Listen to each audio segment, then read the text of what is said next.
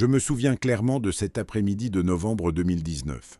J'étais dans un hôtel à Jérusalem, devant la fenêtre du 3e étage, à observer le mont des Oliviers, alors que le soleil commençait à se coucher. Il y avait quelque chose dans l'air. Je ne saurais le décrire avec précision, une tension, une lourdeur, comme si la ville elle-même attendait quelque chose. J'avais avec moi un manuscrit ancien qu'un rabbin m'avait remis 3 jours plus tôt, avec un seul avertissement: lisez-le quand vous serez seul, et décidez ensuite si vous devez le raconter. Je suis J. Benitez, journaliste. J'ai parcouru plus de 100 pays, enquêté sur des archives militaires déclassifiées et interviewé des généraux, des archéologues et des théologiens qui ne parleraient jamais publiquement de ce qu'ils m'ont confié en privé.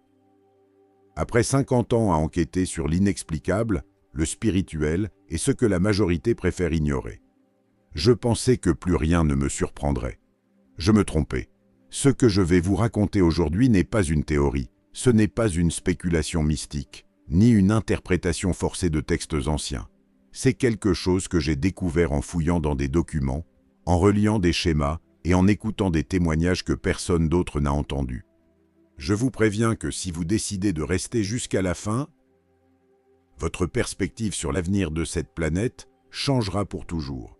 Parce que Jésus n'a pas seulement parlé de la tribulation, mais il nous a dit exactement où survivre. Le manuscrit que j'avais entre les mains cet après-midi-là à Jérusalem n'était pas un texte ordinaire, c'était une copie d'un commentaire rabbinique du Xe siècle, écrit par un érudit séfarade nommé Moïse ibn Ezra, qui avait consacré sa vie à décrypter les prophéties de Daniel. Dans les marges, écrites avec une encre pâlie, se trouvaient des annotations en araméen que personne n'avait traduites publiquement jusqu'à ce moment-là. Le rabbin qui me l'a remis, un homme de près de 80 ans aux yeux fatigués mais pénétrants, m'a dit quelque chose qui résonne encore dans ma tête. Benitez, ce qui est écrit ici n'est pas seulement pour les Juifs, c'est pour quiconque a des oreilles pour entendre. Mais la majorité n'écoutera pas parce que cela implique des décisions que personne ne veut prendre. Je me suis assis sur le lit de l'hôtel, j'ai ouvert le manuscrit et j'ai commencé à lire. La première page parlait de Matthieu 24, 16, un verset que tout le monde connaît, qui est cité dans les sermons et étudié lors des cours du catéchisme. Alors, que ceux qui seront en Judée s'enfuient dans les montagnes. Simple, n'est-ce pas direct? Mais le commentaire d'Ibn Ezra révéla quelque chose que je n'avais jamais envisagé. Il ne dit pas de prier pour savoir quoi faire, écrivait le rabbin médiéval. Il ne dit pas de chercher une confirmation. Il ne dit pas d'attendre des signes supplémentaires. Il dit de s'enfuir immédiatement, sans délai et sans regarder en arrière. Puis, dans la marge, avec cette encre pâlie, quelqu'un avait ajouté « Parce que celui qui hésite meurt ». J'ai fermé le manuscrit. J'ai regardé par la fenêtre. Le mont des Oliviers était maintenant dans l'ombre et, pour la première fois depuis de nombreuses années, j'ai ressenti quelque chose de semblable à de la peur. Voyez-vous, j'avais passé des décennies à enquêter sur les prophéties, à étudier des textes anciens et à interviewer des experts en eschatologie. Mais j'avais toujours maintenu une certaine distance émotionnelle. C'était une recherche passionnante, oui, importante peut-être, mais abstraite et lointaine. Quelque chose qui arriverait un jour dans un avenir indéfini, à des personnes que je ne connaîtrais jamais. Mais cet après-midi-là, en tenant ce manuscrit et en regardant cette ville qui a été l'épicentre de tant de souffrances et de tant de gloire, quelque chose a changé en moi, parce que j'ai compris quelque chose que j'aurais dû comprendre dès le début. Jésus ne donnait pas de conseils théologiques. Il donnait des instructions de survie littérale, pratiques et spécifiques. Et si l'on lit Matthieu 24 en entier, sans le filtre de 2000 ans d'interprétation ecclésiastique et sans la distance de celui qui pense que cela ne l'affectera pas personnellement, on se rend compte de quelque chose de saisissant. Jésus décrit une évacuation. Que celui qui sera sur le toit, dit-il au verset 17, ne descende pas pour prendre ce qui est dans sa maison, et que celui qui sera dans les champs ne retourne pas en arrière pour prendre son manteau. Ce n'est pas un langage poétique, c'est une urgence brute. Si tu es sur le toit de ta maison, ne descends même pas pour attraper des papiers, de l'argent ou des médicaments. Si tu travailles dans les champs, ne reviens pas. Abandonne tout. Cours. Puis il ajoute quelque chose qui m'a toujours troublé, mais qui a pris ce jour-là un poids différent. Malheur aux femmes qui seront enceintes et à celles qui allaiteront en ces jours-là. Il ne maudit pas les femmes enceintes. Il exprime de la compassion. Parce que fuir quand on est enceinte est infiniment plus difficile. Le voyage est plus lent, le risque est plus grand et la vulnérabilité est extrême. Puis il dit, priez pour que votre fuite n'arrive pas en hiver, ni un jour de sabbat.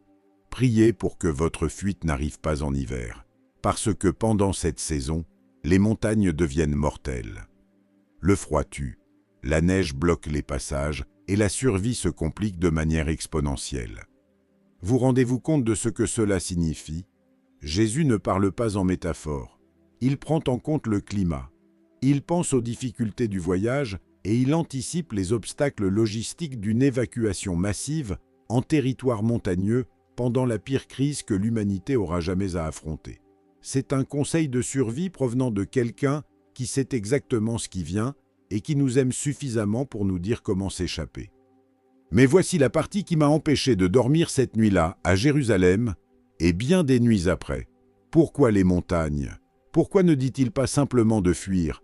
Pourquoi précise-t-il la destination? Parce que les montagnes possèdent des caractéristiques uniques qui seront cruciales pendant la tribulation.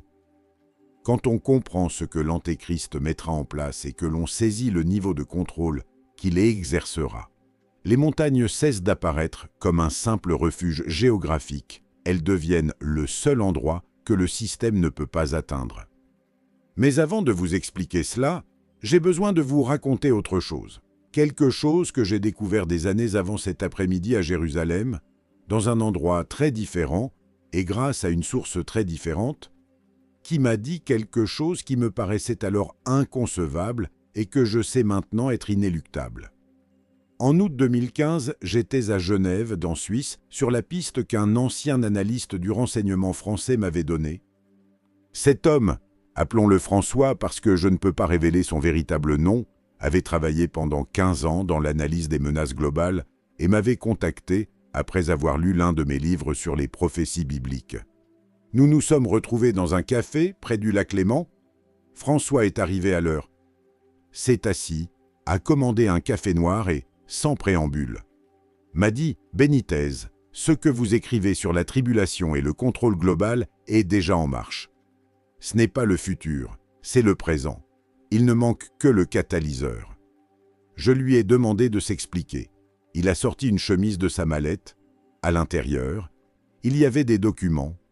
Certains portaient des tampons de classification qui avaient été caviardés et d'autres semblaient être des captures d'écran de bases de données gouvernementales.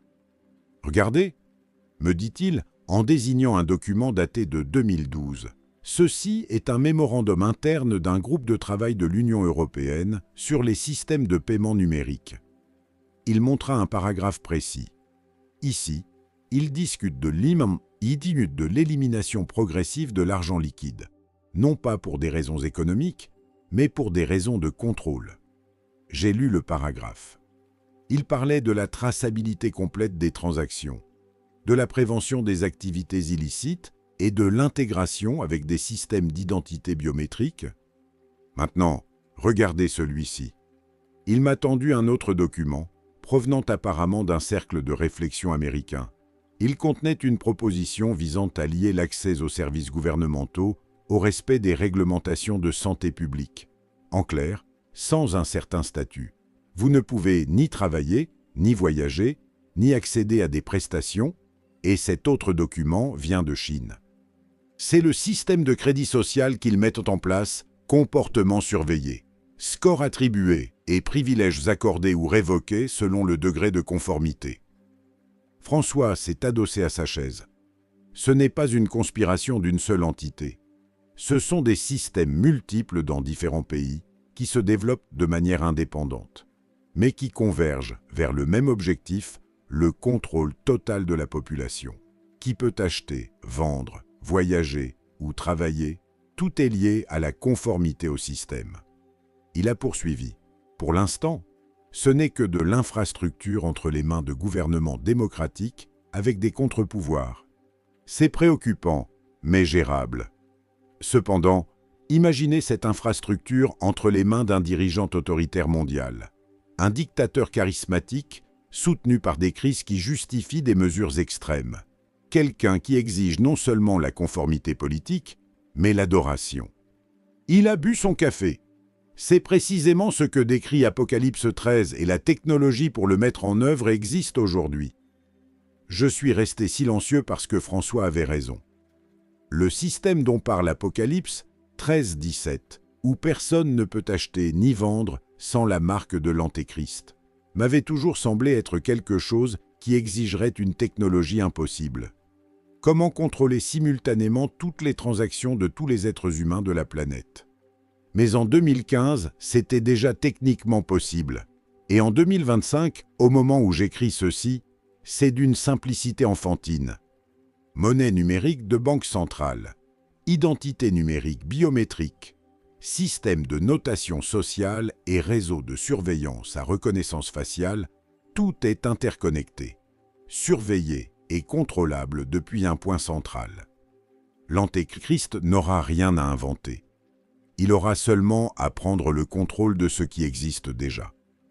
Lorsque ce contrôle sera activé, lorsque le système exigera une conformité absolue et qu'accepter la marque sera la seule façon de participer à l'économie mondiale. Les villes deviendront des prisons parce que les villes dépendent de systèmes d'électricité. Eau, nourriture distribuée par des chaînes d'approvisionnement et services médicaux. Tout exige de participer à l'économie. Tout exige des transactions. Sans la marque, pas de transaction. Sans transaction, pas de nourriture. Sans nourriture, les villes deviennent inhabitables en quelques semaines. C'est pourquoi Jésus dit « Fuyez dans les montagnes ». Non pas parce que les montagnes sont confortables, mais parce qu'elles sont hors du système, hors du réseau et hors de contrôle. Dans les montagnes, on peut trouver de l'eau dans des ruisseaux naturels, chasser, cueillir et survivre sans participer à l'économie mondiale, sans électricité, sans supermarché et sans dépendre de l'infrastructure que contrôlera l'Antéchrist. Les montagnes sont le seul endroit où il est encore possible de vivre en marge. Mais François m'a dit autre chose cet après-midi-là à Genève. Quelque chose qui m'a profondément inquiété. « Benitez », a-t-il dit en me regardant droit dans les yeux, « quand cela commencera ? Quand le système s'activera ? La fenêtre pour s'échapper sera très courte des jours, peut-être des semaines, parce qu'une fois que les systèmes de surveillance seront totalement intégrés et que la reconnaissance faciale sera présente à chaque coin de rue et à chaque point de contrôle, s'échapper deviendra presque impossible. Il a continué, c'est pourquoi les Écritures insistent sur l'urgence. Ne descends pas du toit, ne retourne pas chercher ton manteau. Chaque minute de retard réduit les chances de s'échapper. Chaque heure que vous attendez est une heure de plus pour que le système se referme sur vous. Il a payé son café et s'est levé. Enquêtez sur ce que vous voulez, Benitez. Publiez ce que vous jugez nécessaire. Mais si jamais vous voyez ce système s'activer, n'hésitez pas, ne rationalisez pas et ne pensez pas que vous pouvez le gérer de l'intérieur. Sortez immédiatement. Et il est parti. Je suis resté assis au bord du lac, à regarder l'eau paisible, en pensant à ce que je venais d'entendre et en me remémorant les paroles de Jésus dans Matthieu 24-22. Et, si ces jours n'étaient abrégés, personne ne serait sauvé. Personne. Il ne dit pas que ce serait difficile. Il ne dit pas que beaucoup mourraient. Il dit que personne ne serait sauvé. La tribulation sera si catastrophique et si globale que, sans une intervention divine pour abréger cette période, la race humaine s'éteindrait. Maintenant, je comprenais pourquoi. Ce n'est pas seulement une persécution religieuse, c'est un contrôle absolu combiné à un effondrement systémique. C'est la pire technologie de surveillance combinée aux pires dirigeants que l'humanité aura jamais connue. C'est la somme de toutes les horreurs historiques amplifiées par le pouvoir mondial et la technologie moderne, condensée en 7 ans. Bien sûr que personne ne survivrait sans refuge. Bien sûr que Jésus devait nous dire exactement où aller. Mais les montagnes, ai-je compris cet après-midi-là, ne sont que la première zone sécurisée. L'Apocalypse révèle autre chose. Quelque chose que Jésus ne mentionne pas dans Matthieu 24, mais que l'apôtre Jean a contemplé dans une vision un lieu spécifique préparé par Dieu lui-même, où un reste sera nourri miraculeusement pendant exactement 1260 jours. Quand j'ai découvert où pouvait se trouver cet endroit, j'ai relié les indices géographiques dispersés à travers les Écritures et j'ai observé le schéma que personne d'autre ne semblait voir. J'ai dû m'y rendre en personne pour vérifier de mes propres yeux si c'était possible. C'était en mars 2017. J'étais à Amman, en Jordanie, me préparant pour un voyage que je planifiais depuis des mois. Ma destination était Pétra, la cité de roche, le lieu qui, selon de multiples indices bibliques dispersés dans Ésaïe, Daniel et l'Apocalypse, pourrait être le refuge préparé par Dieu pour le reste croyant pendant la grande tribulation. J'ai engagé un guide bédouin nommé Mahmoud, un homme hardened par le désert qui connaissait chaque canyon, chaque route et chaque source d'eau de la région. Quand je lui ai dit que je voulais explorer non seulement la zone touristique de Pétra, mais aussi les environs et les vallées moins connues, il m'a regardé avec curiosité. « Pourquoi » m'a-t-il demandé. « La plupart des visiteurs veulent seulement voir le trésor, le monastère et prendre des photos. Vous voulez voir le désert ?» « Je fais des recherches », lui ai-je répondu. « J'ai besoin de comprendre la géographie, la topographie, les sources d'eau et les voies d'accès. » Il a haussé les épaules. « Comme vous voulez, mais je vous préviens que c'est une terre dure, belle, mais dure. » Nous avons quitté Amman au lever du soleil. Le trajet jusqu'à Pétra dure environ 3 heures dans des conditions normales. Mais Mahmoud connaissait des routes alternatives, des pistes du désert qui évitent les routes principales. Il voulait que je voie le terrain tel qu'il est réellement, sans l'intermédiaire de l'asphalte moderne.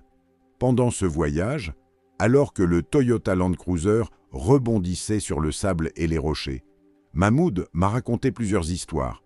« Vous savez, me dit-il, mon grand-père était un pur bédouin, pas comme ceux qui vivent dans les villes. Il me disait que cette terre a de la mémoire, qu'il existe des endroits où l'on peut ressentir le poids de ce qui s'est passé et de ce qui arrivera. Et Pétra, lui ai-je demandé. Pétra, dit-il avec un sourire étrange, est un lieu d'attente, cela l'a toujours été, cité de caravanes, point de passage et refuge temporaire. Mon grand-père disait qu'un jour, quand le monde deviendra fou, elle redeviendra un refuge. Je ne sais pas si Mahmoud connaissait quoi que ce soit aux prophéties bibliques. Je ne sais pas s'il avait jamais lu Apocalypse 12, mais ces paroles résonnaient avec ce que j'étudiais depuis des années. Nous sommes arrivés à Pétra à midi. La chaleur était brutale, mais il y avait dans l'air quelque chose de difficile à exprimer, un calme, une sensation de protection. Nous sommes entrés par le Siq, l'étroit défilé rocheux qui constitue la seule entrée principale de la ville. Alors que je marchais entre ces parois de pierre rougeâtre qui s'élèvent à 80 mètres au-dessus de votre tête, et qui en certains points se rétrécissent tellement qu'elles permettent à peine le passage de 2 personnes côte à côte. J'ai compris quelque chose de fondamental. Cet endroit est défendable militairement, stratégiquement et géographiquement. Une armée pourrait tenter d'entrer par le Siq, mais elle se retrouverait canalisée sur une seule file étroite et serait vulnérable face à quiconque défendrait la zone depuis les hauteurs. Il existe des itinéraires alternatifs et des sentiers de montagne, mais ils sont tout difficiles, exposés et faciles à bloquer. Pétra n'est pas seulement un refuge, c'est une forteresse naturelle. Nous avons passé 3 jours à explorer. Mahmoud m'a emmené vers des sources d'eau que les touristes ne voient jamais. Des sources qui jaillissent de la roche. Des systèmes de cisternes nabatéennes qui fonctionnent encore 2000 ans plus tard, et des canaux creusés dans la pierre qui recueillent l'eau de pluie et la distribuent à travers la ville. « Ici, me dit Mahmoud à côté de l'une de ces sources, 1000 personnes pourraient vivre indéfiniment, peut-être 2000. Il y a assez d'eau. Si l'on sait quelles plantes chercher et quels animaux chasser, la nourriture n'est pas un problème. Mais il y avait autre chose qui m'intriguait. Dans Apocalypse 12:6, il est dit que Dieu a préparé un lieu dans le désert où la femme, qui représente le reste croyant d'Israël, sera nourrie pendant 1260 jours. Nourrie. Il ne dit pas qu'elle trouvera de la nourriture. Il dit qu'elle sera nourrie, une provision surnaturelle. Cela m'a rappelé un autre passage, Ésaïe 16, 1, 4. Je l'avais lu des douzaines de fois. Mais cet après-midi-là, assis dans une grotte de Pétra avec vue sur le désert de l'Araba, je l'ai relu avec un autre regard. Envoyer les agneaux aux souverains du pays depuis Séla. Séla, le mot hébreu pour roche, était l'ancien nom de Pétra. Cache les expulsés, ne livre pas le fugitif. Que mes expulsés séjournent chez toi. Moab. Moab est la région qui correspond actuellement au sud de la Jordanie. Sois pour eux un refuge contre le dévastateur, un refuge, un abri face au dévastateur, face à l'Antéchrist.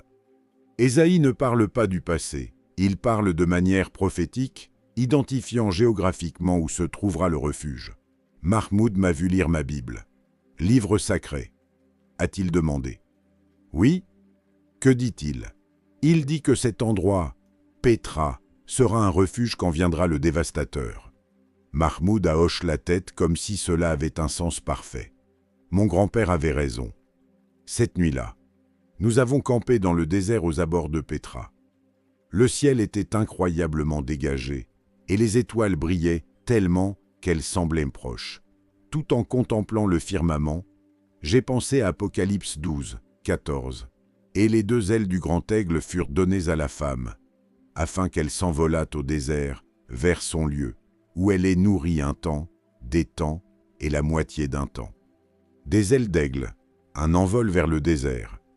Certains interprètent en cela comme quelque chose de purement symbolique, une protection divine décrite par un langage poétique.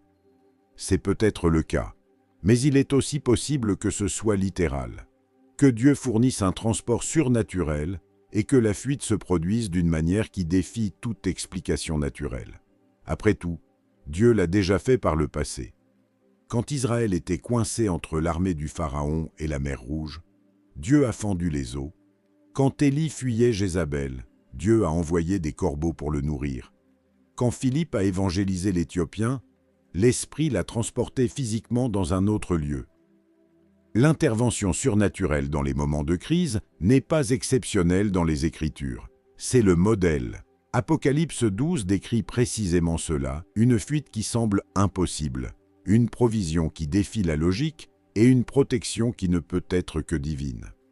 Mais voici ce qui m'a gardé éveillé cette nuit-là dans le désert, tous n'atteindront pas le refuge. Apocalypse 12, 17, immédiatement après avoir décrit la femme dans le désert, dit « Et le dragon fut irrité contre la femme, et il s'en alla faire la guerre au reste de sa postérité, à ceux qui gardent les commandements de Dieu et qui ont le témoignage de Jésus. » Le reste, ceux qui n'ont pas atteint le désert, ceux qui sont restés en arrière et demeurent dans le territoire contrôlé par l'Antéchrist. Que leur arrive-t-il? Cette question m'a tourmenté, parce que si le désert est le lieu sûr et que les montagnes sont la zone de refuge, cela signifie que ceux qui ne parviennent pas à s'échapper sont condamnés. C'est alors que j'ai découvert la troisième zone sécurisée, la plus inattendue, la plus difficile à accepter, mais peut-être aussi la plus glorieuse. Je suis rentré de Jordanie en Espagne en avril 2017 et, pendant des semaines, je n'ai pu m'empêcher de penser à cette question. Qu'advient-il des croyants qui ne parviennent pas à s'échapper? Je me suis enfermé dans mon bureau et j'ai relu l'Apocalypse en entier. C'est alors que j'ai vu quelque chose que j'avais négligé pendant des années. Apocalypse 13, 7. Et il lui fut donné de faire la guerre aux saints et de les vaincre. De les vaincre. Dans le contexte de l'Antéchrist, vaincre signifie tuer, martyriser. Puis, je suis arrivé à Apocalypse 13, 10. Si quelqu'un mène en captivité, il ira en captivité. Si quelqu'un tue par l'épée, il faut qu'il soit tué par l'épée. C'est ici la persévérance et la foi des saints. La persévérance et la foi des saints, pas leur fuite, leur persévérance et leur foi. Puis, Je suis arrivé à Apocalypse 14. C'est ici la persévérance des saints, qui gardent les commandements de Dieu et la foi de Jésus. Et j'entendis du ciel une voix qui disait « Écris heureux dès à présent les morts qui meurent dans le Seigneur. Heureux les morts. » À partir de ce moment de la tribulation, ceux qui meurent dans le Seigneur sont appelés heureux, non pas vaincus, non pas abandonnés, mais heureux. Le mot « heureux » est le même que celui que Jésus utilise dans les béatitudes. Béni, favorisé, placé dans une position de grâce. J'ai fermé ma Bible. J'ai regardé par la fenêtre de mon bureau vers les montagnes cantabriques et j'ai compris quelque chose qui a totalement changé ma perspective sur la tribulation. Le but n'est pas seulement de survivre, le but est de rester fidèle. Dieu offre différents chemins de fidélité pour différentes personnes et circonstances. Certains resteront fidèles en s'enfuyant dans les montagnes. D'autres resteront fidèles en étant soutenus miraculeusement dans le désert. Et certains resteront fidèles en mourant plutôt qu'en acceptant la marque. Les trois groupes sont protégés. Bien que de manière différente, les deux premiers sont protégés physiquement. Le troisième groupe est protégé spirituellement et reçoit quelque chose que les deux autres devront attendre l'entrée immédiate dans la présence du Christ. Apocalypse 14:13 continue. « Oui, dit l'Esprit, afin qu'ils se reposent de leurs travaux, car leurs œuvres les suivent. » Un repos immédiat, des œuvres qui les accompagnent et une récompense éternelle. Ensuite, Apocalypse 15:2-3. « Et je vis comme une mer de verre, mêlée de feu, et ceux qui avaient vaincu la bête, et son image, et sa marque, et le nombre de son nom, debout sur la mer de verre, ayant des harpes de Dieu. Et ils chantent le cantique de Moïse, le serviteur de Dieu, et le cantique de l'agneau. La victoire sur la bête, non pas en lui échappant, mais en lui résistant, en rejetant sa marque et en restant fidèles jusqu'à la mort. Leur récompense est de se tenir debout devant Dieu en chantant victorieux. Mais voici ce qui m'a bouleversé quand je l'ai compris, la troisième zone sécurisée n'est pas un lieu. C'est une personne, le Christ lui-même. Pour ceux qui ne peuvent pas s'échapper physiquement, qui sont piégés dans des villes sous le contrôle de l'Antéchrist et doivent choisir entre la marque et la mort, le Christ deviendra leur refuge. Ce ne sera pas un refuge géographique, mais éternel. Et ce refuge est inviolable. L'Antéchrist peut tuer le corps, mais il ne peut pas toucher à l'âme. Il ne peut arracher personne de la main du Christ. Il ne peut pas annuler le salut éternel. Jésus lui-même l'a dit dans Jean 10, 28-29. « Je leur donne la vie éternelle, et elles ne périront jamais, et personne ne les ravira de ma main. Mon Père, qui me les a donnés, est plus grand que tous, et personne ne peut les ravir de la main de mon Père. » Personne, pas même l'Antéchrist au sommet de son pouvoir. J'ai pensé à cela pendant des semaines, et je me suis souvenu d'une histoire qu'on m'avait racontée des années plus tôt, lors d'une enquête totalement différente. C'était en 2008. J'étais à Rome pour explorer les archives du Vatican dans le cadre d'un livre sur les premiers siècles du christianisme. Un prêtre jésuite, expert en histoire de l'Église primitive, m'a parlé des martyrs chrétiens sous Dioclétien. Ce fut la dernière grande persécution, me dit-il, avant que Constantin ne légalise le christianisme. Dioclétien a tenté d'éradiquer complètement la foi chrétienne. Il a brûlé des églises, confisqué des écritures, exécuté des évêques, des prêtres et des diacres, et proposait une issue simple, sacrifie à l'empereur. Juste un geste, une pincée d'encens sur l'autel, et tu peux vivre. Beaucoup l'ont fait. On ne peut pas les juger. A-t-il poursuivi. La peur est réelle et la torture est insupportable. Mais beaucoup d'autres, des milliers, des dizaines de milliers, ont refusé et ont été exécutés. Savez-vous ce qui est extraordinaire? Il m'a parlé des témoignages de ceux qui les ont vus mourir. Il disait qu'il y avait de la paix sur leur visage, qu'ils meurent en chantant alors qu'on les conduisait dans l'arène, et qu'ils pardonnaient à leurs bourreaux comme s'ils voyaient quelque chose que personne d'autre ne pouvait contempler. « Que voyait-il » ai-je demandé. « Le Christ » a-t-il répondu. Ils voyaient simplement le Christ qui les attendait et, en comparaison avec cette vision, la mort devenait insignifiante. Je suis sorti de cette réunion en pensant à Étienne, le premier martyr chrétien. Actes 7, 55-56. Mais Étienne, rempli du Saint-Esprit et fixant les regards vers le ciel, vit la gloire de Dieu et Jésus debout à la droite de Dieu. Et il dit, « Voici, je vois les cieux ouverts, et le Fils de l'homme debout à la droite de Dieu. » Alors qu'on le lapidait, Étienne a vu Jésus debout, pas assis, mais debout, comme s'il lui souhaitait la bienvenue, comme s'il l'honorait.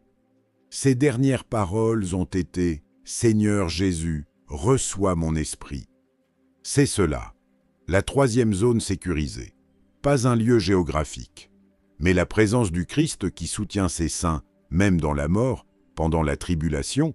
Cette zone sécurisée sera tout aussi réelle, tangible et puissante que le refuge physique des montagnes ou le désert préparé. Apocalypse 24 le confirme. « Et je vis des trônes, et à ceux qui s'y assirent fut donné le pouvoir de juger.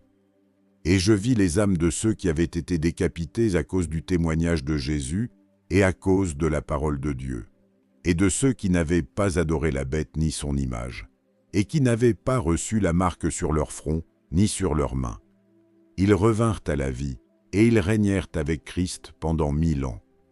Décapités, exécutés et morts. Mais ensuite ils ont vécu et régné avec le Christ, résurrection, récompense et règne.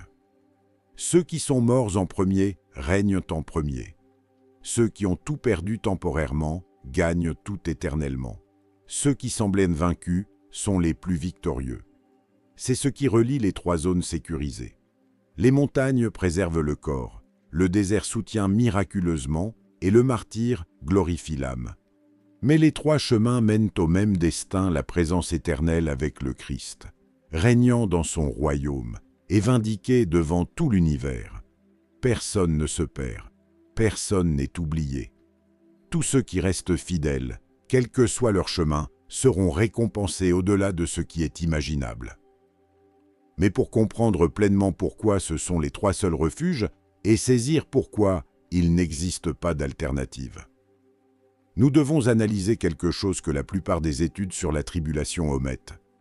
Nous devons comprendre à quel point le contrôle de l'Antéchrist sera total, absolu et inéluctable.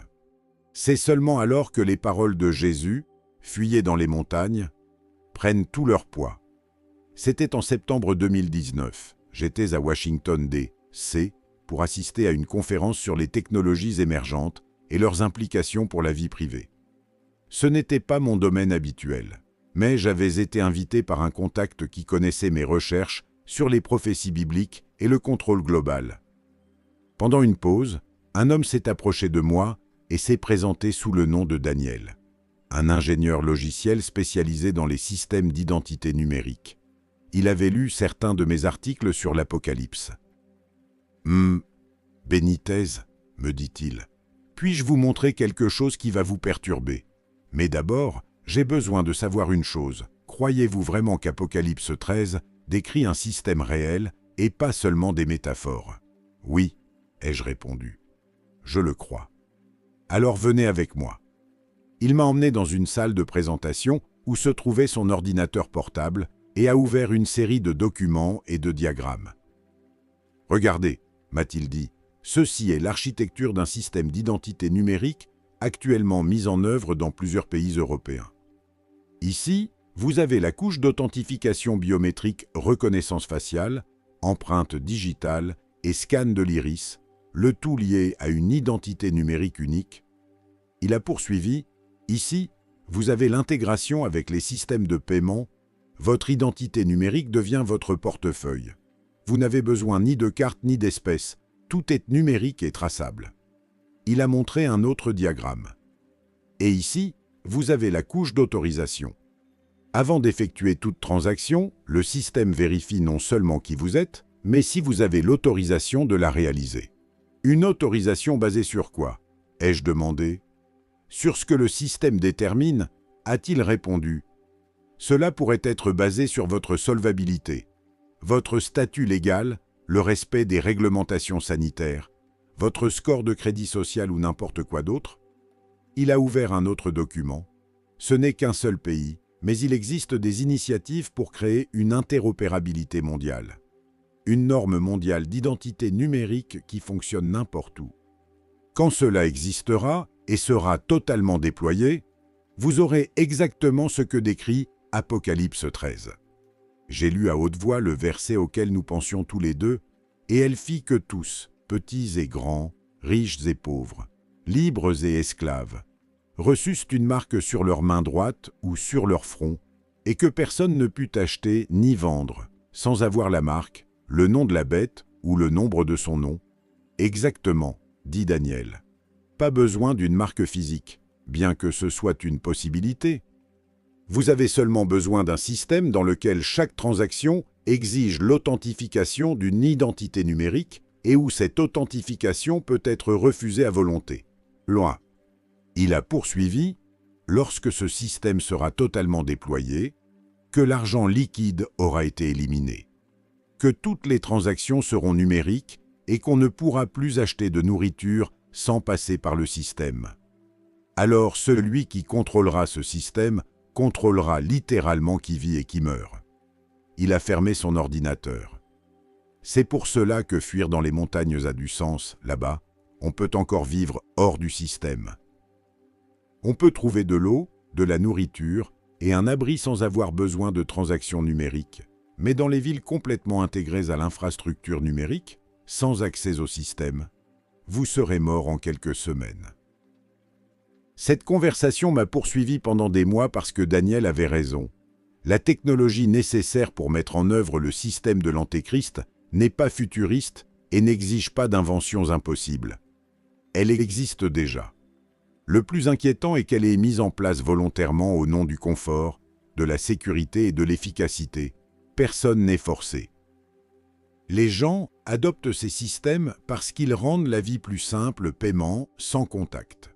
Identité numérique qui élimine le besoin de documents physiques et tout est intégré dans le téléphone. Mais l'infrastructure qui rend ce confort possible est la même qui, entre les mains de l'Antéchrist, deviendra un outil de contrôle absolu. Apocalypse 13:16 dit que la marque sera sur la main droite ou sur le front. Pendant des années, les gens ont spéculé sur sa signification, un tatouage, une puce implantée ou un sceau visible. Peut-être, mais cela pourrait aussi être quelque chose de plus simple, la biométrie. Votre main droite possède des empreintes digitales uniques. Votre front possède des traits faciaux uniques qui peuvent être scannés. Si le système exige une authentification biométrique pour chaque transaction et que cette authentification est liée à un acte de loyauté envers l'Antéchrist, alors vous avez exactement ce que décrit l'Apocalypse. Ce n'est pas la technologie qui est démonique, c'est son utilisation, son but et l'exigence d'adoration en échange de la participation au système. Cela m'a amené à quelque chose qui m'avait toujours troublé dans Apocalypse 13:15. Et il lui fut donné d'animer l'image de la bête, afin que l'image de la bête parlât, et qu'elle fit que tous ceux qui ne adoreraient pas l'image de la bête fussent tués. Une image qui parle identifie ceux qui ne l'adorent pas et exécute des sentences de mort. Au 1er siècle, cela a dû sembler impossible. Une statue qui parle identifie les individus et ordonne des exécutions. Mais en 2025, cela n'a plus rien d'impossible. Intelligence artificielle, reconnaissance faciale et système de surveillance automatisé. Tout est connecté, surveillant et identifiant qui se conforme et qui ne se conforme pas. L'image de la bête pourrait être littéralement une statue animée miraculeusement ou elle pourrait être un système mondial d'intelligence artificielle qui fonctionne comme la représentation de l'Antéchrist, présent sur chaque écran, point de contrôle et transaction. Quoi qu'il en soit, le résultat sera le même: identification automatique des dissidents et exécution systématique de ceux qui rejettent dès la marque. Cela transforme les villes en pièges mortels parce que c'est là que se trouve l'infrastructure caméra, point de contrôle, système de paiement numérique et marchés intégrés. Dans une ville soumise à ce système, Vous ne pouvez pas vous cacher, vous déplacer sans être tracé, acheter de la nourriture sans être identifié, ni survivre sans faire preuve de conformité. C'est pourquoi Jésus dit « Fuyez dans les montagnes, loin des villes, de l'infrastructure et du système. » Mais voici ce qui m'a rempli de crainte quand je l'ai réellement compris. La plupart des gens, même les croyants, ne fuiront pas à temps. Ils attendront, rationaliseront et penseront qu'ils peuvent gérer la situation. Ils croiront qu'ils peuvent rester dans la ville sans accepter la marque ou trouver un moyen de survivre au sein du système sans s'y soumettre. Ils découvriront trop tard que c'est impossible. Apocalypse 13, 17 est d'une clarté brutale, et que personne ne put acheter ni vendre sans avoir la marque. Personne. Il ne dit pas que ce sera difficile pour ceux qui n'ont pas la marque. Il dit que personne ne peut acheter ni vendre. Sans la marque, vous ne pouvez pas acquérir de nourriture, de médicaments, de vêtements, de carburant, ni quoi que ce soit d'autre. Combien de temps pouvez-vous survivre dans une ville avec des réserves stockées? Quelques semaines peut-être. 2 mois tout au plus si vous rationnez soigneusement. Mais les réserves finissent par s'épuiser, et vous devez alors choisir, accepter la marque et vivre temporairement, ou la rejeter et mourir. Apocalypse 14, 9, 11 montre de manière absolument claire qu'accepter la marque n'est pas seulement un acte économique. C'est un acte spirituel aux conséquences éternelles. Si quelqu'un adore la bête et son image, et reçoit une marque sur son front ou sur sa main, il boira, lui aussi, du vin de la fureur de Dieu, versé sans mélange dans la coupe de sa colère, et il sera tourmenté dans le feu et le soufre devant les saints anges et devant l'agneau. Et la fumée de leur tourment monte au siècle des siècles, et ils n'ont de repos ni jour ni nuit, ceux qui adorent la bête et son image. Et quiconque reçoit la marque de son nom, il n'y a pas d'ambiguïté ni de zone grise. On ne pourra pas dire « je l'ai accepté », mais je ne le pensais pas vraiment. Accepter la marque, c'est adorer la bête. Adorer la bête, c'est rejeter le Christ. Et rejeter le Christ mène à la damnation éternelle. C'est pourquoi il n'y a pas d'alternative. C'est pourquoi il n'existe que 3 zones sécurisées: s'échapper physiquement dans les montagnes, être soutenu miraculeusement dans le désert ou mourir plutôt qu'accepter la marque. Tout le reste mène à la destruction éternelle. Cela m'a ramené aux paroles de Jésus dans Matthieu 24, 20 « Priez pour que votre fuite n'arrive pas en hiver. » Priez parce que la fuite sera nécessaire. Le moment de la fuite compte. La préparation compte et l'obéissance immédiate quand viendra l'heure compte aussi. Ce n'est pas une théorie théologique abstraite, c'est une question de vie ou de mort, tant temporelle qu'éternelle. La plupart des gens ne sont pas préparés mentalement, spirituellement ni physiquement. Parce qu'être chrétien en temps de paix est une chose. Être chrétien quand votre foi vous coûte tout. Quand chaque jour exige de choisir entre la conformité et la mort. Et quand le système entier est conçu pour vous briser, cela exige un niveau de fidélité que peu de personnes ont développé. Cela m'a amené à me demander comment quelqu'un peut se préparer à une telle chose.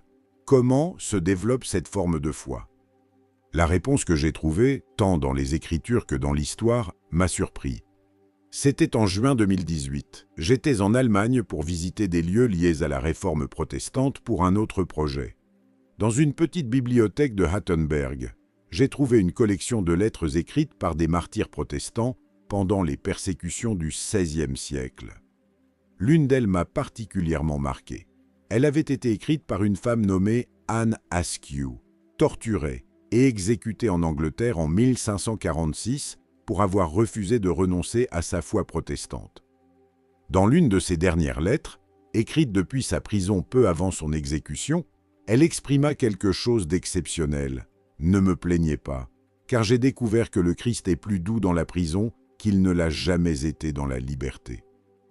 Et la certitude de sa présence dans mes ténèbres est plus brillante que n'importe quelle lumière que j'ai connue auparavant. » J'ai lu cette lettre plusieurs fois et j'ai pensé, cette femme était torturée. Elle savait qu'elle serait brûlée vive et elle parlait de la douceur du Christ. Comment est-ce possible? J'ai continué mes recherches. j'ai trouvé des témoignages similaires de martyrs à travers l'histoire. Polycarpe au IIe siècle, les Vaudois dans les Alpes, les Huguenots en France, les chrétiens du Japon pendant la période Edo et les croyants en Union soviétique. Un modèle est apparu, ceux qui sont restés fidèles jusqu'à la mort n'étaient pas nécessairement les plus forts physiquement, les plus brillants intellectuellement, ni les plus astucieux stratégiquement. C'étaient ceux qui avaient cultivé une intimité avec le Christ pendant les temps ordinaires, appris à écouter sa voix dans le calme, pratiqué la confiance en lui dans les petites choses et développé l'habitude de la prière constante, de l'immersion dans les Écritures et de la dépendance absolue envers Dieu pour chaque besoin. Quand la crise est arrivée, cette intimité déjà établie est devenue leur ancre, leur forteresse et leur refuge invisible. Ils savaient déjà que le Christ était suffisant. Ils avaient fait l'expérience de sa fidélité dans des circonstances moindres et, lorsqu'ils ont été confrontés à l'épreuve finale, ils ont simplement appliqué ce qu'ils savaient déjà. C'est ce qu'Apocalypse 14:12 appelle la persévérance des saints. Ce n'est pas seulement une résistance passive, c'est une persévérance active basée sur une relation établie avec le Christ. Cela m'a fait comprendre quelque chose d'essentiel sur les 3 zones sécurisées: les montagnes, le désert et le martyre. Aucune d'entre elles ne sera supportable sans une foi profonde en Christ. Fuir dans les montagnes exigera de tout abandonner derrière soi: sa maison, ses possessions, son confort et sa sécurité. Cela exigera une confiance radicale dans le fait que Dieu pourvoira quand aucune provision visible n'existera. Ce n'est pas quelque chose que l'on peut fabriquer sur le moment, c'est quelque chose qu'il faut cultiver pendant des années. Le désert préparé exigera une dépendance absolue envers la provision surnaturelle. Cela signifiera vivre dans un endroit où, naturellement, on ne devrait pas pouvoir survivre, et faire confiance au fait que Dieu tiendra sa promesse jour après jour. Là encore, cela exige une foi qui a été éprouvée et raffinée au préalable. Le martyre, c'est-à-dire rejeter la marque même si cela signifie mourir, exige d'être si sûr du Christ, si convaincu de la réalité éternelle et si ancré dans l'amour de Dieu que la mort perde son aiguillon. Cela ne s'improvise définitivement pas. Voici la question qui m'a tourmenté après avoir compris cela: combien de croyants actuels possèdent ce niveau de foi? Nous vivons dans une ère de christianisme confortable, du moins en Occident. Suivre le Christ ne coûte généralement rien, nous ne risquons pas nos vies. Nous ne perdons pas nos emplois et nous ne faisons pas face à une persécution réelle. Dans ce confort, il est facile de penser que notre foi est forte parce qu'elle n'a jamais été éprouvée. Mais quand la tribulation viendra, quand l'Antéchrist exigera l'adoration, quand le choix sera entre la marque et la mort, et quand s'échapper signifiera tout perdre, c'est alors que se révélera la réalité de notre foi. Je crains que beaucoup, même des croyants sincères, ne découvrent que leur foi n'est pas suffisamment profonde. Matthieu 24:10 parle de cela. Alors aussi plusieurs trébucheront, et ils se trahiront les uns les autres, et se haïront les uns les autres. Plusieurs trébucheront, pas quelques-uns, mais beaucoup. Des personnes qui s'identifiaient comme croyantes, fréquentaient des églises et professaient la foi en Christ. Quand viendra la véritable épreuve, elles trébucheront. Certains accepteront la marque, d'autres trahiront d'autres croyants pour sauver leur propre vie. Certains abandonneront complètement la foi.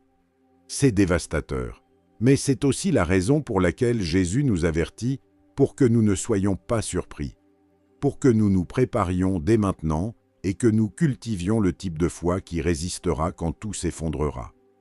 Alors, comment faire? Comment se préparer à quelque chose d'aussi catastrophique? J'y ai pensé pendant des mois et j'ai trouvé 3 éléments qui apparaissent constamment dans la vie de ceux qui ont résisté aux persécutions historiques. Premièrement, une connaissance profonde des Écritures. Pas une familiarité occasionnelle, mais une connaissance profonde. Des versets mémorisés et des passages médités jusqu'à ce qu'ils fassent partie de votre identité. Quand tout le reste vous sera arraché, quand vous n'aurez pas accès à des Bibles, que vous serez seul dans une cellule ou caché dans une grotte, les Écritures que vous aurez intériorisées deviendront votre ancre. Les psaumes que vous avez mémorisés en temps de paix deviendront votre prière pendant les moments de terreur. Les promesses que vous avez étudiées occasionnellement se transformeront en votre espérance quand tout semblera perdu. Deuxièmement, une communauté authentique avec d'autres croyants, pas une présence superficielle dans les églises, mais des relations profondes dans lesquelles vous partagez de vraies luttes, priez sincèrement les uns pour les autres et vous rendez des comptes mutuellement. Pendant la tribulation, la communauté sera essentielle. Apocalypse 12-17 parle du « reste de sa postérité », à ceux qui gardent les commandements de Dieu et qui ont le témoignage de Jésus. Le reste au pluriel, une communauté, pas des loups solitaires, des croyants qui se soutiennent, se fortifient et s'encouragent mutuellement à rester fidèles. Troisièmement, la pratique du renoncement à soi-même. C'est ce qui m'a le plus convaincu, parce que dans notre culture, même en tant que chrétiens, nous sommes habitués au confort, à avoir ce que nous voulons, quand nous le voulons, et à éviter tout inconfort. Mais la tribulation exigera le contraire, un sacrifice radical, un renoncement radical et des décisions complètement opposées à l'instinct naturel de conservation. Si vous n'avez jamais pratiqué le renoncement à vous-même dans les petites choses, comment le ferez-vous dans les grandes bossées? Jésus a dit dans Luc 9, 23, « Si quelqu'un veut venir après moi, qu'il renonce à lui-même, qu'il se charge chaque jour de sa croix, et qu'il me suive. » Chaque jour, pas seulement quand la crise arrivera.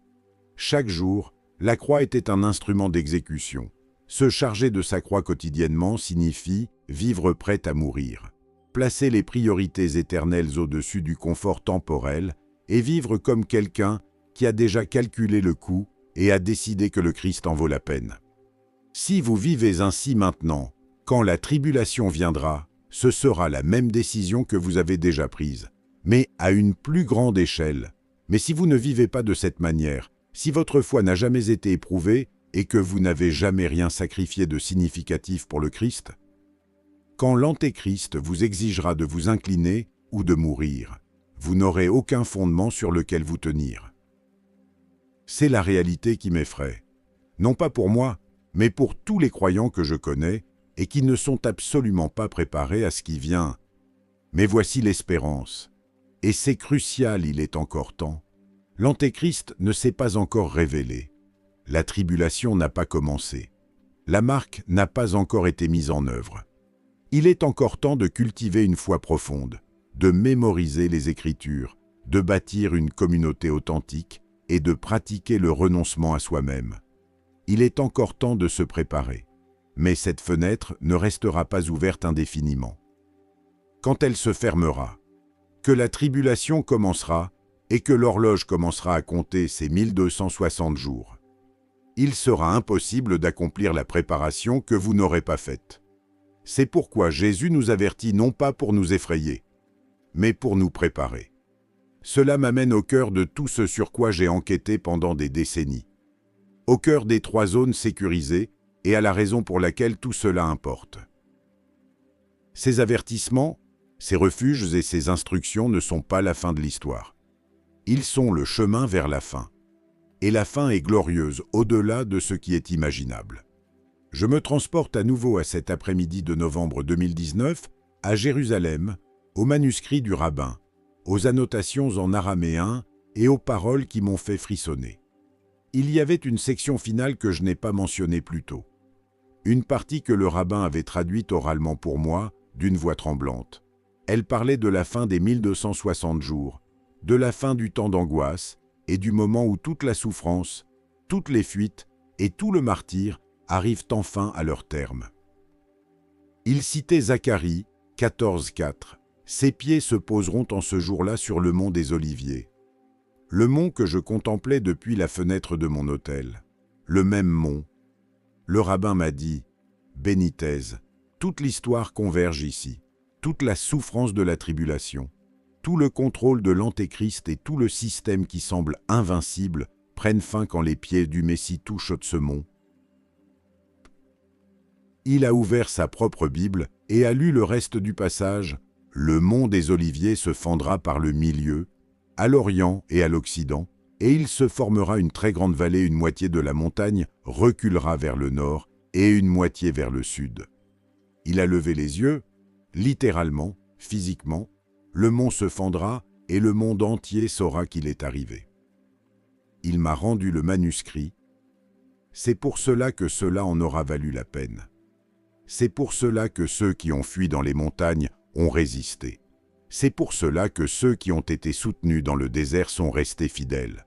C'est pour cela que les martyrs ont rejeté la marque, parce qu'ils savaient qu'il viendrait et que, lorsqu'il viendra, tout changera. Cette conversation a résonné dans mon esprit pendant des années et m'a amené à étudier avec une intensité renouvelée les prophéties sur le retour du Christ. C'est ce que la plupart des enseignements sur la tribulation omettent. La tribulation ne se termine pas avec un monde détruit et des croyants qui survivent à peine. Elle se termine avec le Christ revenant dans la gloire, détruisant instantanément l'Antéchrist et établissant son royaume éternel. Apocalypse 19, 11 décrit la scène « Puis je vis le ciel ouvert, et voici, parut un cheval blanc. Celui qui le montait s'appelle Fidèle et Véritable, et il juge et combat avec justice. » Fidèle et véritable, le même Christ qui a averti ses disciples au sujet de la tribulation. Le même qui leur a dit où fuir. Le même qui a préparé le refuge dans le désert. Le même qui a promis de ne jamais les abandonner. Il revient et, quand il le fait, il apporte la justice. Apocalypse 19, 14, 15. Les armées qui sont dans le ciel le suivaient sur des chevaux blancs, revêtus de fin lin, blanc, pur. De sa bouche sortait une épée aiguë pour frapper les nations. Il les pètera avec une verge de fer, et il foulera la cuve du vin de la fureur et de la colère du Dieu Tout-Puissant. Les armées célestes, qui sont-elles? Les saints qui sont morts auparavant. Les martyrs de la tribulation qui sont déjà avec lui et les anges qui servent sous ses ordres. Avec eux, le Christ affronte l'Antéchrist et les armées du monde rassemblées à Armageddon. Mais ce n'est pas une bataille, c'est une exécution. Apocalypse 19, 20. Et la bête fut prise, et avec elle le faux prophète, qui avait fait devant elle les prodiges par lesquels il avait séduit ceux qui avaient pris la marque de la bête et adoré son image. Ils furent tous deux jetés vivants dans l'étang ardent de feu et de soufre. L'Antéchrist qui exigeait l'adoration et le faux prophète qui accomplissait des prodiges trompeurs seront jetés directement dans l'étang de feu, sans jugement, sans procès et sans délai, parce que leur destin était déterminé depuis avant la fondation du monde. Le système qu'ils ont construit, le contrôle qu'ils ont exercé et la marque qu'ils ont mise en place seront démantelés en un instant par la seule présence du Christ. 2 Thessaloniciens 2,8 l'exprime ainsi. « Et alors se révélera l'impie que le Seigneur Jésus détruira par le souffle de sa bouche et qu'il anéantira par l'éclat de son avènement. » Le souffle de sa bouche, sa parole et sa présence. C'est tout ce dont on a besoin. L'Antéchrist, qui semblait invincible, contrôlait le monde entier et exigeait l'adoration de toute l'humanité, sera détruit par le souffle du Christ. Alors, qu'adviendra-t-il de ceux qui ont résisté? Ont-ils fui dans les montagnes? Ont-ils été soutenus dans le désert? Ou sont-ils morts plutôt qu'accepter la marque Apocalypse 24? Et je vis des trônes, et à ceux qui s'y assirent fut donné le pouvoir de juger. Et je vis les âmes de ceux qui avaient été décapités à cause du témoignage de Jésus et à cause de la parole de Dieu, et de ceux qui n'avaient pas adoré la bête ni son image, et qui n'avaient pas reçu la marque sur leur front ni sur leurs mains. Ils revinrent à la vie, et ils régnèrent avec Christ pendant 1000 ans. Trône, autorité, jugement et gouvernement, ceux qui semblaient vaincus ont été persécutés, ont tout perdu et sont morts de manière ignominieuse, seront maintenant assis sur des trônes. Ceux qui ont rejeté la marque régneront avec le Christ. Ceux qui ont été considérés comme insensés pour avoir fui dans les montagnes. Fais confiance à la provision surnaturelle du désert ou s'être laissé mourir plutôt que de se soumettre. seront vindiqués devant tout l'univers. Leur règne n'est pas symbolique, il est littéral, 1000 ans de paix, de justice et de droiture avec le Christ comme roi, et ses saints gouvernants sous son autorité. Ésaïe 2,4 décrit ce royaume. Il sera le juge des nations, l'arbitre d'un grand nombre de peuples. De leurs épées ils forgeront des socs, et de leurs lances des serpes, une nation ne tirera plus l'épée contre une autre, et l'on ne s'entraînera plus à la guerre. Il n'y aura plus de guerre, de violence, d'injustice ni de souffrance. Tout ce que l'Antéchrist a détruit, le Christ le restaurera. Tout ce qui a été corrompu sera purifié. Tout ce qui était perdu sera retrouvé.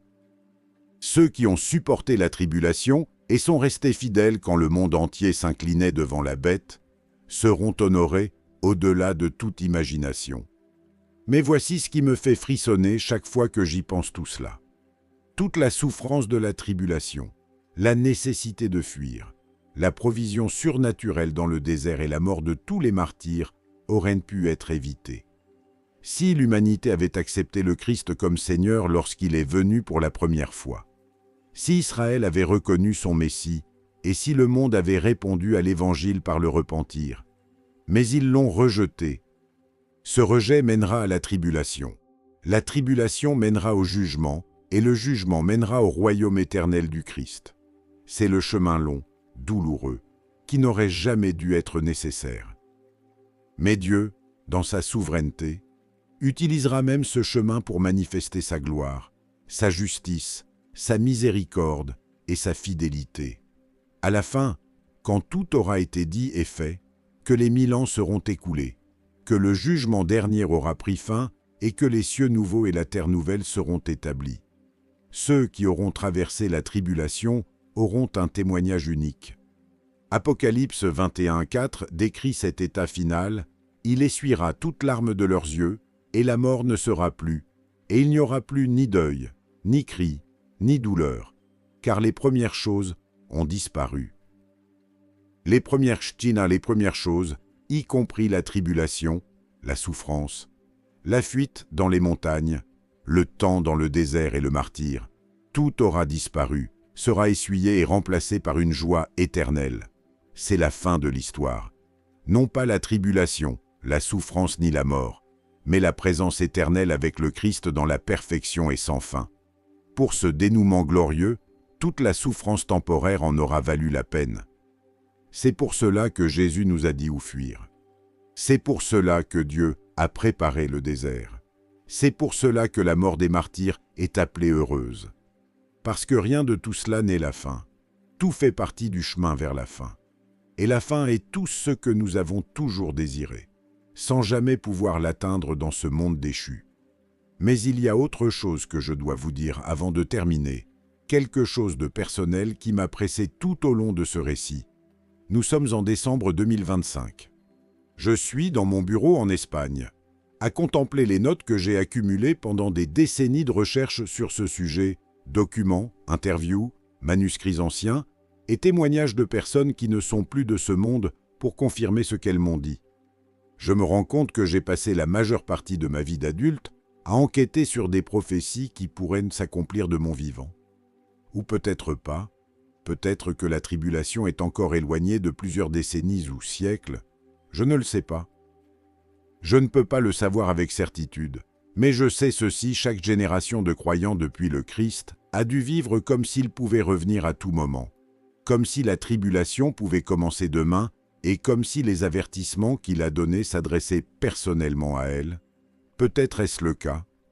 Peut-être que cette génération verra l'accomplissement de tout ce sur quoi j'ai enquêté. Ou peut-être pas. Mais cela ne change rien à ce que je dois faire maintenant, ni à ce que vous devez faire, même si la tribulation ne commence pas de notre vivant. Les leçons demeurent la nécessité d'une foi profonde, de la connaissance des Écritures, d'une communauté authentique et de la pratique du renoncement à soi-même. Ces besoins ne dépendent pas de la chronologie prophétique. Ils sont vrais maintenant, aujourd'hui. Si vous vivez en cultivant ces choses, que vous bâtissez votre vie sur le Christ comme fondement et que vous développez une intimité avec lui capable de résister à n'importe quelle tempête. Vous serez alors préparé, non seulement pour la tribulation si elle arrive, mais pour n'importe quelle crise, persécution ou souffrance que ce monde brisé pourra lancer contre vous. Au final, les trois zones sécurisées, les montagnes, le désert et le martyre pointent vers la même vérité fondamentale, le Christ est notre refuge. Il a toujours été notre refuge et le sera toujours.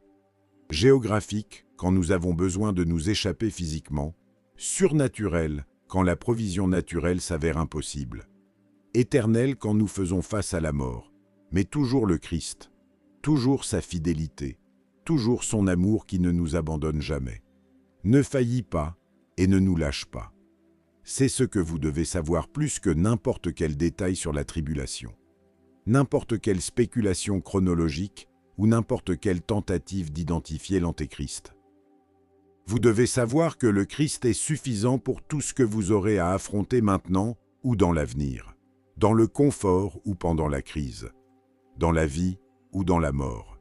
Il est suffisant.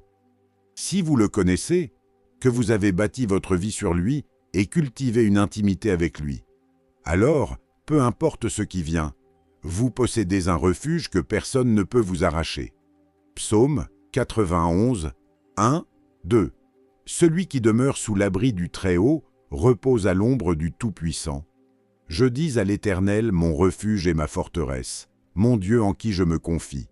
Abri, ombre, refuge et forteresse. Le Dieu en qui nous nous confions, c'est ce dont vous avez besoin. Pas de stratégie de survie compliquée, pas de carte détaillée de voies d'évacuation, ni de provisions stockées pour plusieurs années. Ces choses peuvent être sages et utiles, mais elles ne sont pas votre salut. Le Christ est votre salut maintenant et pour toujours. Si vous l'avez, vous avez tout ce qui est nécessaire pour aujourd'hui, pour la tribulation si elle arrive et pour l'éternité qui suivra. Je termine avec ceci. J'ai passé 50 ans à enquêter sur des mystères, des phénomènes inexplicables, des prophéties anciennes et des questions qui n'ont pas de réponse facile. J'ai appris quelque chose de crucial. Le plus grand mystère n'est pas le futur. Quand le Christ viendra-t-il? Comment sera exactement la tribulation? Ni où se trouve le désert préparé? Le plus grand mystère est que le Créateur de l'univers nous aime tellement qu'il nous avertit, prépare des refuges pour nous, marche à nos côtés pendant chaque souffrance, promet de ne jamais nous abandonner et garantit la victoire finale. Peu importe à quel point les circonstances temporaires deviennent sombres. C'est ce mystère-là qui me laisse sans voix. Non pas par sa complexité, mais par sa simplicité. Dieu nous aime. Le Christ est mort pour nous. L'Esprit habite en nous. Cette réalité est suffisante pour n'importe quoi pour aujourd'hui, pour la tribulation et pour l'éternité. Alors, si vous ressentez de la peur après tout ce que vous avez lu, c'est normal. La peur est naturelle quand on contemple la souffrance future, mais ne la laissez pas vous paralyser. Laissez-la vous motiver. Rapprochez-vous du Christ. Approfondissez votre foi. Mémorisez les Écritures. Bâtissez une communauté authentique. Pratiquez le renoncement à vous-même et ayez confiance en celui qui a été fidèle par le passé et qui sera également fidèle dans l'avenir. Les montagnes seront là quand vous en aurez besoin. Le désert est préparé et, si le martyre arrive, le Christ sera avec vous aussi dans cette vallée. Mais plus que n'importe lequel de ces refuges temporaires, vous avez un refuge éternel que personne ne peut toucher, le Christ lui-même, votre forteresse, votre espérance et votre salut, et cela est amplement suffisant.